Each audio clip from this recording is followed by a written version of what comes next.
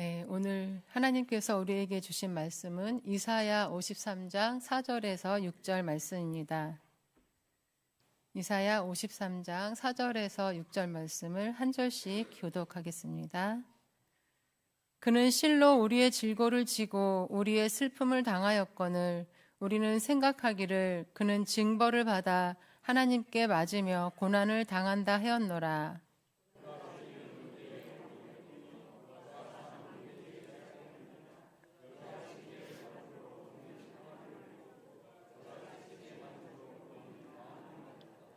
함께 읽겠습니다. 우리는 다 양 같아서 그릇 행하여 각기 제 길로 갔거늘 여호와께서는 우리 모두의 죄악을 그에게 담당시키셨도다. 아멘.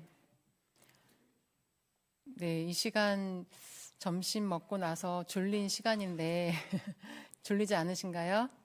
네, 좀 이렇게 어깨도 펴시고 말씀을 함께 나누도록 하겠습니다. 나에게 은혜를 베풀어 준 사람을 은인이라고 합니다. 인생을 살다 보면 대부분의 사람들에게 한 번쯤은 위기의 상황에 그러한 순간에 도움을 준 은인을 만나는 경험이 있습니다. 그 은인은 내가 잘 아는 사람일 수도 있고 또 전혀 알지 못하는 사람일 수도 있습니다. 저 또한 생각나는 은인이 몇 분 있는데요. 그 중에 한 분은 제가 잘 알지 못하는 분이었습니다. 제 아들이 3살 때 낮잠을 자고 있을 때였습니다. 아들이 잘 자고 있어서 잠깐 집 근처 슈퍼에 양념을 사러 갔었습니다. 문을 열쇠로 잠그고 얼른 다녀와야지 하면서 빠른 걸음으로 다녀왔습니다. 10분도 안 걸렸는데 집에 도착해 보니까 문이 열려 있는 것이었습니다. 열려있는 문을 보는 순간 심장이 막 뛰기 시작했습니다. 급하게 집에 들어가서 아들이 자고 있던 방을 열어보았는데 아들이 없는 것이었습니다. 그리고 이쪽 방, 또 베란다, 화장실 다 열어봤는데 아들이 없는 것이었습니다. 그래서 그 순간 이건 꿈이었으면 좋겠다 이러면서 급한 마음으로 밖을 뛰쳐나갔습니다. 키가 닿지 않아서 그 문을 연 적이 한 번도 없었는데 아마 제가 문을 딱 닫는 소리를 듣고 깜짝 놀라서 까치발을 하고 겨우겨우 문을 열었던 것 같아요.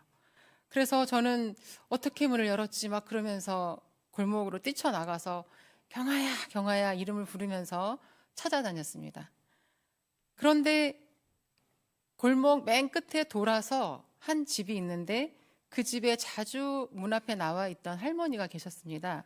그런데 그 키 작은 할머니가 우리 아들을 업고 있는 것이었습니다. 그래서 저는 너무너무 놀라기도 하고 감사하기도 하고 반갑기도 해서 얼른 아들을 안고 감사하다고 인사를 드리고 집으로 돌아왔습니다. 그리고 다음 날 약간의 선물을 드리면서 다시 한번 감사의 인사를 드렸습니다. 만약에 그 할머니가 아니었으면 우리 아들은 어떻게 됐을까? 그 생각을 하면 지금도 정말 아찔한 그러한 생각이 듭니다. 하나님께서 정말 그 위기의 순간에 어떻게 그 할머니가 그 자리에 서 계셨으며 또 어떻게 그 할머니가 우리 아들을 업고 계셨는지 나중에 여쭤보니까 신발도 신지 않고 맨발로 막 달려나가는 그 아이를 보고 할머니가 붙잡아서 엄마 올 거라고 그러면서 무작정 그냥 엄마 올 거라고 하면서 같이 기다리자 하면서 업고 있었다고 하셨습니다. 그 할머니가 그 당시에 한 80 정도 돼 보이셨는데 아마 지금은 돌아가셨을 것 같은데 지금 생각해도 그 할머니의 얼굴이 천사의 얼굴처럼 아주 생생하게 기억이 나고 저에게는 아주 감사한 은인으로 기억이 되고 있습니다. 하나님께서는 하나님의 자녀들에게 이길 만한 시험을 주시고 또 위기의 상황에 생각지도 못한 사람을 붙여주셔서 우리가 그 위기를 넘어가게 해주십니다. 그런데 하나님께서 우리 모두에게 그 어떤 은인과도 비교할 수 없는 은인 중에 은인을 보내주셨습니다. 그분은 바로 예수님이십니다. 우리는 어떤 존재이며 또 어떤 위기 상황에 놓인 존재이기 때문에 예수님께서 우리에게 은인 중에 은인, 하나님께서 우리를 은인 중에 은인이신 예수님을 보내주셨을까요? 오늘 본문 말씀에서는 우리가 어떤 존재인지를 잘 알려주고 또 어떤 위기 상황에 놓여있던 존재였는지를 알려주고 있습니다. 본문 말씀 4절을 함께 읽어보시겠습니다. 그는 실로 우리의 질고를 지고 우리의 슬픔을 당하였거늘 우리는 생각하기를 그는 징벌을 받아 하나님께 맞으며 고난을 당한다 하였노라. 아멘. 예수님은 우리의 질고를 지고 우리의 슬픔을 당하셨다고 기록합니다.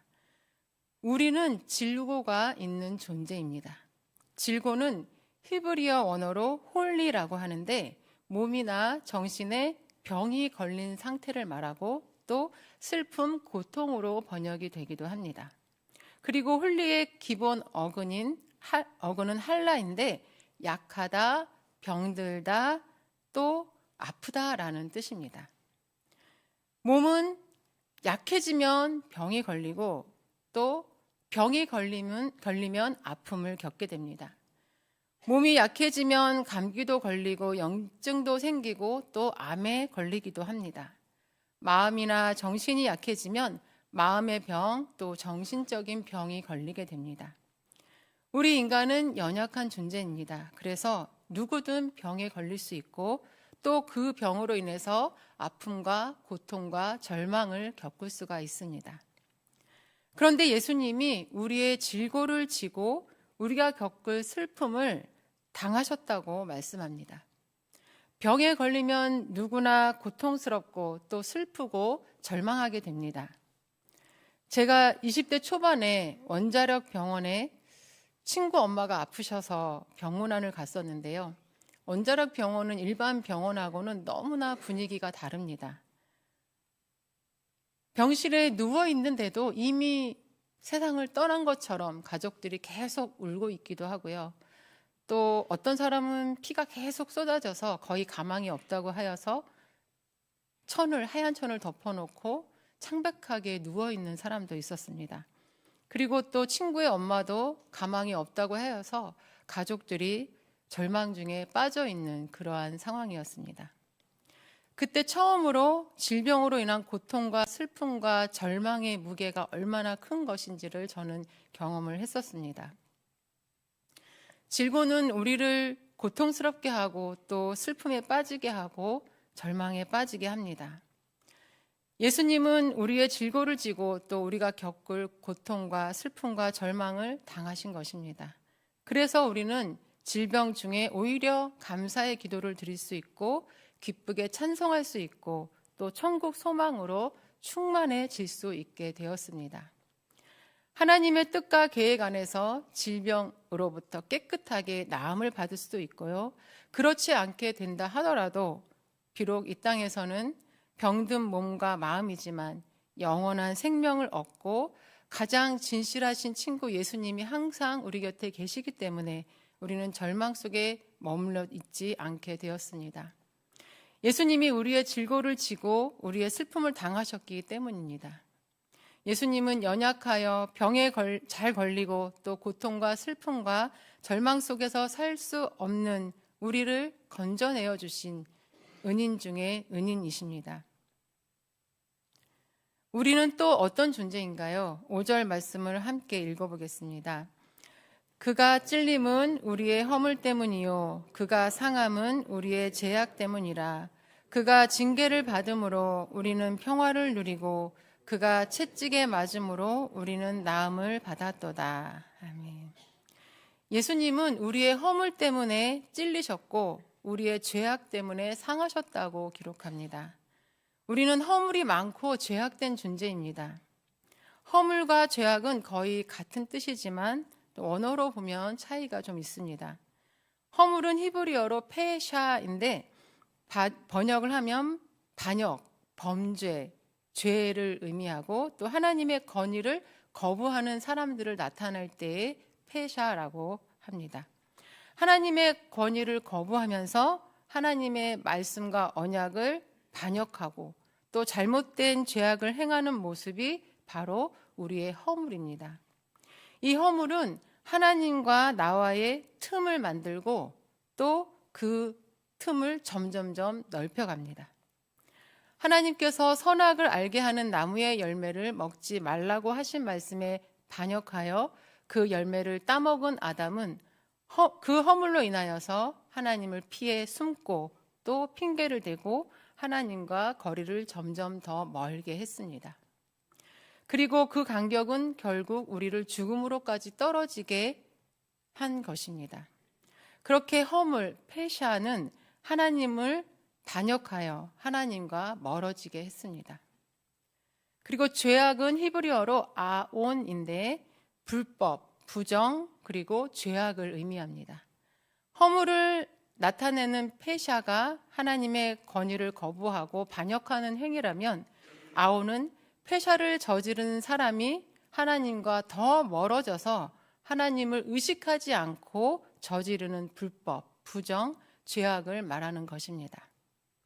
우리 인간은 아담의 허물로 인하여 하나님과 멀어져서 죄악된 삶을 살다가 결국에는 죽음에 이르게 되는 존재였습니다. 그러나 하나님께서 우리의 허물 때문에 찔리시고 또 우리의 죄악 때문에 상함을 받으실 그 예수님을 이 땅에 보내주셨습니다. 찔리다는 그냥 찔리는 것이 아니라 뚫고 나가는, 관통하는 것입니다. 그리고 상하다는 그냥 상처가 나는 것이 아니라 아예 누르고 부수고 분쇄하여 없애버리는 것을 말합니다. 우리의 죄 때문에 우리가 그렇게 찔리고 상해야 하는데 예수님께서 우리 대신 그렇게 찔리고 상함을 받으시려고 이 땅에 오신 것입니다. 우리의 허물과 죄악이 얼마나 크면 하나님께서 이렇게 큰 고통을 독생자 예수님께 담당하라고 하셨을까요? 하나님은 우리가 알아가면 알아갈수록 사랑이심을 깨닫게 됩니다. 하나님을 알아가면 알아갈수록 그 사랑의 깊이와 넓이가 너무 커서 감사할 수밖에 없고 누가 추궁하지도 않았는데 자신의 죄를 자백하면서 하나님 앞에 감사의 눈물 또 나를 너무나 사랑하시는 그 감격의 눈물을 흘릴 수밖에 없습니다. 그러나 사람은 어떤가요? 너무 죄송하지만 정말 사람은 알면 알수록 죄인인 것을 깨닫게 됩니다. 어린 아이들도 좋지 않은 거는 가르치지 않아도 잘 배우고 잘 따라합니다. 그러나 정직하게 살고 또 바르게 살아야 하는 것은 잘 가르쳐야 하고 또 깨우쳐야 합니다. 우리의 속성이 악하기 때문에 그냥 두면 악한 길로 가게 되어 있는 것입니다. 예수님이 우리의 죄를 담당하지 않으셨으면 우리 스스로는 죄에서 벗어날 수 없는 죄악이 가득한 존재입니다. 그냥 두면 자신의 죄 때문에 영원한 죽음에 이르는 형벌을 받는 것이 너무나 당연한 우리의 모습입니다. 그런 죄인인 우리를 하나님은 사랑하셔서 우리를 용서하시고 죄에서 구원하시려고 예수님께 가서 대신 담당하라 명령하시고 예수님을 이 땅에 보내신 것입니다. 그래서 예수님은 아버지를 사랑하시고 또 아버지가 사랑하시는 인간을 사랑하셔서 우리를 죄에서 구원하시기 위해 이 땅에 오신 것입니다. 그리고 우리의 죄 때문에 찔리시고 상하시고 징계를 받고 채찍에 맞음으로 우리에게 평화를 주시고 우리에게 나음을 입게 하셨습니다. 예수님이 징계를 받으심으로 우리에게 주신 평화는 샬롬입니다. 샬롬은 평화, 복지, 번영, 행복, 건강, 안전의 뜻이 있습니다. 다시 말해서 샬롬은 분쟁이 없고 또 복지가 잘 되고 번영을 이루고 또 행복하고 건강하고 안전할 때 우리가 느끼는 그 평안한 상태를 말합니다. 그리고 샬롬은 완전하다는 뜻도 있습니다. 예수님이 우리에게 주시는 그 평화는 완전하고 완성된 상태입니다. 그래서 어떤 상황에서도 누릴 수 있는 평화입니다.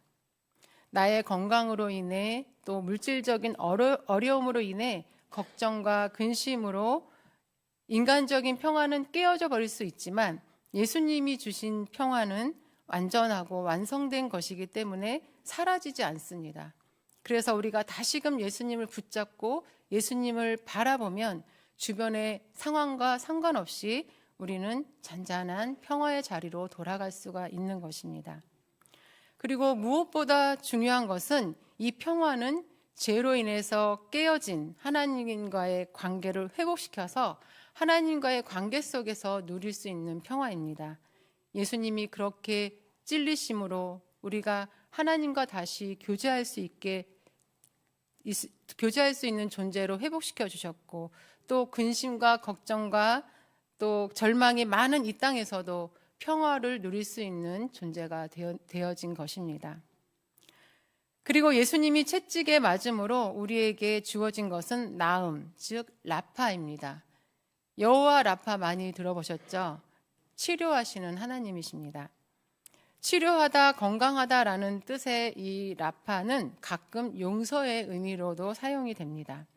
하나님은 우리의 죄악된 모습, 또 연약한 마음과 몸을 고치시는 분이신데, 고치실 때 먼저 용서하셨기 때문에 고쳐주실 수 있는 것입니다.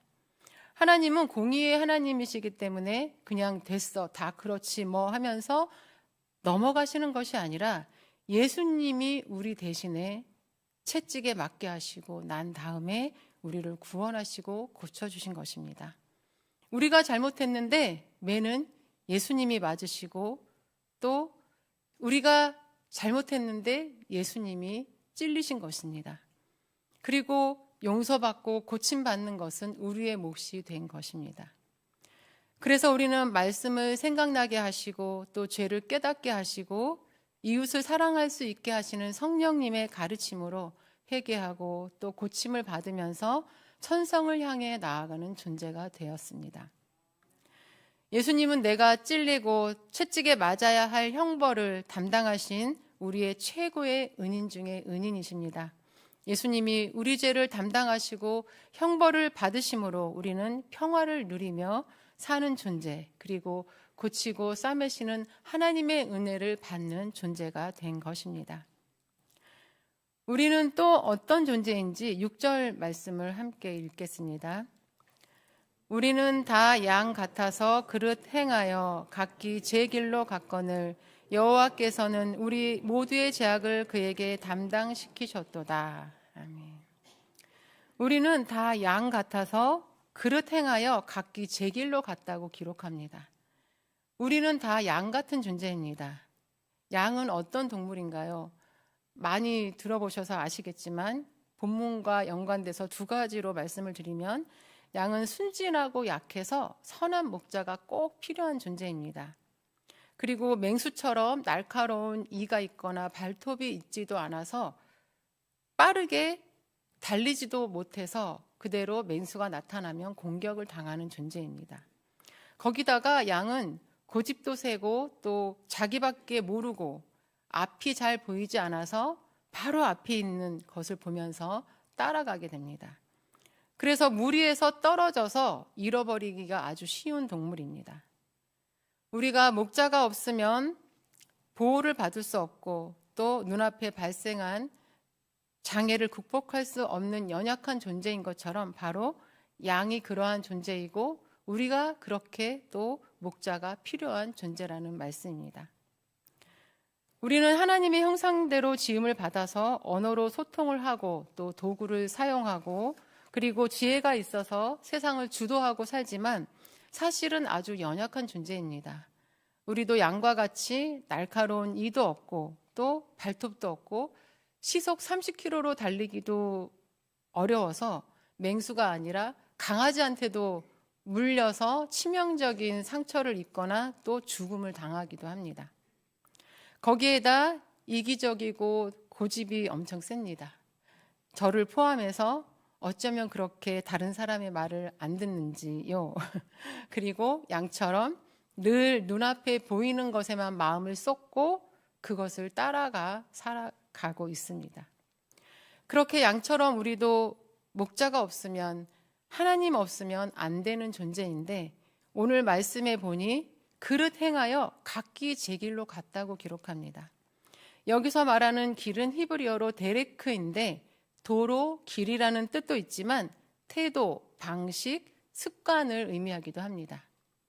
목자의 음성에 귀를 잘 기울이면서 순종하며 따라가야 하는데 잘못 행동하다가 방황하고 결국 각자 자기의 방식대로 또 자기의 습관대로 자기의 삶을 살아가고 있는 것입니다. 하나님의 권위를 거부하고 하나님의 말씀을 따르지 않고 자신의 뜻대로 죄의 습성대로 살아가고 있다는 것입니다. 그럼에도 불구하고 6절 하반절을 보시면 하나님은 어떻게 하셨다고 기록하나요? 우리의 죄악을 그에게, 독생자에게 담당시키셨습니다. 우리에겐 목자이신 하나님이 필요하고 또 하나님과 함께 살아야 하는데 양같이 그릇 행하여서 여전히 죄의 습성을 따라 사는 우리를 위해서 우리의 죄를 담당시키시려고 하나님께서 예수님을 이 땅에 보내신 것입니다. 우리는 우리의 죄를 스스로 해결할 수 없기 때문에 하나님은 흠없는 예수님을 보내실 수밖에 없으셨던 것입니다. 우리에게 평화를 주시고 나음을 입게 하시고 또 궁극적으로는 죄에서 구원하시기 위해서 하나님께서는 우리에게 영원한 생명을 주시기 위해서 바로 예수님을 보내신 것입니다. 인생을 살면서 나에게 도움을 준 은인을 생각하면 마음이 따뜻해지고 또 그런 위기 상황에 그렇게 천사 같은 사람을 보내주신 하나님께 참 감사한 마음이 드는데 예수님을 보내주신 그 사건은 우리가 정말 영원토록 감사할 일이 아닐 수가 없습니다. 하나님은 우리에게 그런 은인들과는 비교할 수도 없는 은인 중에 은인을 우리에게 보내주신 것입니다. 우리는 질고로 인해 슬퍼할 수밖에 없는 존재, 죄와 허물로 인하여서 형벌을 받을 수밖에 없는 존재, 또 하나님을 벗어나 자기의 뜻과 방식대로 살다가 영원한 죽음에 이를 수밖에 없는 존재였음에도 불구하고 우리 하나님께서는 우리에게 그 질고의 슬픔에서 벗어나게 하시고 또 허물과 죄악으로 인한 형벌에서 벗어나 평화를 누리게 하시려고 또 나음을 입게 하시려고 예수님을 이 땅에 보내주셨습니다. 그리고 스스로 해결하지 못하는 우리를 위해서, 우리의 죄를 해결하지 못하는 우리를 위해서 모든 죄악을 담당하게 하시기 위해서 우리에게 영원한 생명을 주시기 위해서 예수님을 보내주셨습니다. 그리고 예수님은 아버지 하나님을 사랑하시기 때문에 순종하셨고 또 우리를 사랑하시기 때문에 이 땅에 오셨습니다. 그리고 우리는 그 사랑을 받은 자로서 늘 감사하면서 예수님처럼 하나님을 사랑하고 또 이웃을 사랑하면서 살아가야 합니다. 그런데 우리가 여전히 분쟁하고 또 여전히 슬픔과 근심과 걱정 속에서 평화를 누리지 못하고 살아간다면, 영원한 생명을 주신 예수님의 은혜에 감사하지 못하고 살아간다면 우리는 예수님과 상관이 없는 사람이 되어버리고 맙니다. 오늘 대림절 두 번째 주간이 시작되었습니다. 대림절은 이 땅에 오신 예수님의 탄생을 축하하고 또 종말의 때에 다시 오실 예수님을 소망으로 기다리는 절기입니다. 이 대림절 절기에 우리 모두의 죄를 예수님께 담당시키신 하나님 아버지의 은혜와 또 우리의 모든 죄를 담당하시려고 이 땅에 오신 예수님의 사랑에 깊이 감사하시고 또 기쁨으로 예수님의 탄생을 축하하시는 절기가 되시기를 바랍니다. 그리고 예수님의 다시 오시겠다 약속하신 그 약속을 붙잡고 어떤 어려운 상황 속에서도 소망 가운데 예수님을 기다리시고 또 하나님을 사랑하고 이웃을 사랑하라 말씀하신 그 말씀을 순종하면서 예수님이 언제 다시 오시든 기쁨으로 맞이하게 되는 우리 모두가 될 수 있기를 간절히 바랍니다. 함께 기도 드리시겠습니다. 하나님 아버지, 우리에게 최고의 은인 예수님을 우리에게 보내주심을 감사드립니다. 우리를 사랑하셔서 우리를 용서하시고 구원하시기 위해 독생자 예수님을 이 땅에 보내셔서 우리의 모든 죄악을 담당하게 하신 은혜 감사드립니다. 그리고 우리를 사랑하셔서 우리 대신 찔리시고 상하시고 징계를 받고 채찍에 맞으시기 위해 이 땅에 오신 예수님 감사합니다. 이 대림절 기간에 우리가 얼마나 큰 사랑을 받고 있는 존재인지, 얼마나 큰 은혜를 받은 존재인지를 깊이 깨닫고 묵상하여 기쁨으로 예수님의 성탄을 축하하는 성탄절을 맞이할 수 있게 인도하여 주시옵소서. 그리고 다시 오시겠다 약속하신 예수님의 약속을 붙잡고 매일 언제 주님이 오셔도 기쁨으로 맞이할 수 있도록 하나님의 말씀 안에서 하나님이 기뻐하시는 자리를 떠나지 않고 살아갈 수 있게 인도하여 주시옵소서. 또한 주변에 많은 어려움 당한 이웃들이 있습니다. 사랑을 받은 자로서, 은혜를 받은 자로서 주변을 돌아보고 위로가 되어주고 사랑을 실천하며 우리도 또 누군가에게 은인이 되어서 살아가는 우리 모두가 되게 하여 주시옵소서. 예수님의 이름으로 기도드리옵나이다. 아멘.